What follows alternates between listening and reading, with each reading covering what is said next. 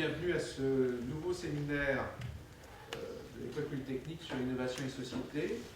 Alors, je pense qu'il n'est pas du tout nécessaire d'insister sur l'importance de la centralité de l'innovation dans les affaires et dans la société en général. À l'École Polytechnique aussi, le plateau a une ardente obligation à développer l'innovation et à réfléchir et à faire de l'innovation. Mais si c'est un mot qu'on retrouve partout, c'est pas parce qu'on retrouve partout, c'est pas parce qu'il y a un consensus sur la notion d'innovation. Je chercherais en vain des gens qui sont contre l'innovation, tout le monde est pour l'innovation. Mais par contre, quand on creuse par derrière le discours, eh bien, dans les faits, dans les pratiques, c'est beaucoup plus ambigu, c'est beaucoup plus compliqué.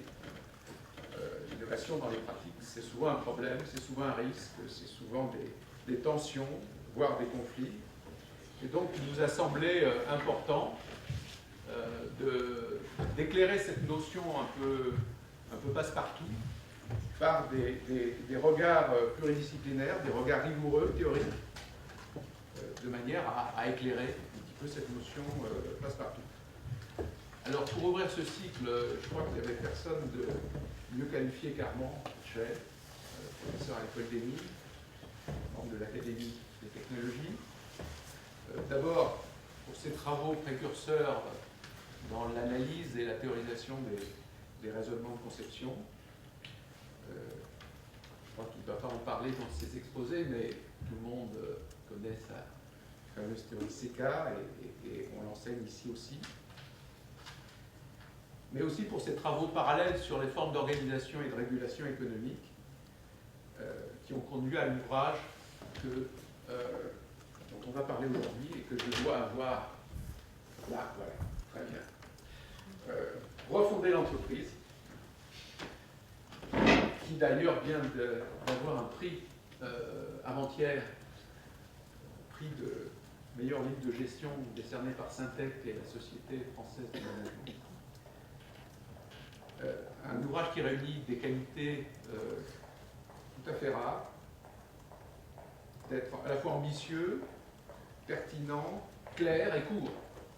C'est beaucoup à la fois, et c'est ce qu'ils ont dit pour décerner ce prix, et j'étais tout à fait d'accord avec eux. Pourquoi c'est important ce livre? C'est parce que, en fait, il montre, pour revenir à ce que je disais il y a 2 minutes, il montre le divorce qui s'est progressivement construit entre la réalité sociale de ce qu'est l'entreprise aujourd'hui, c'est-à-dire une collectivité construite pour mener ensemble des projets d'innovation, et les régulations, les formes juridiques qui encadrent aujourd'hui la coopération dans l'entreprise, et en particulier l'action du dirigeant, la notion de corporate governance en particulier, où justement ce dirigeant, selon la théorie de l'agence, est pris comme un mandataire des actionnaires, ce qui est bien différent d'un animateur légitime pour mener un projet innovant collectif. C'est un ouvrage important non seulement parce qu'il développe des principes à la fois nouveaux et clairs, mais aussi parce qu'il développe des propositions pour définir un nouveau statut adapté à des entreprises innovantes comme on cherche à en construire. Donc tu as la parole et donc, merci d'être là.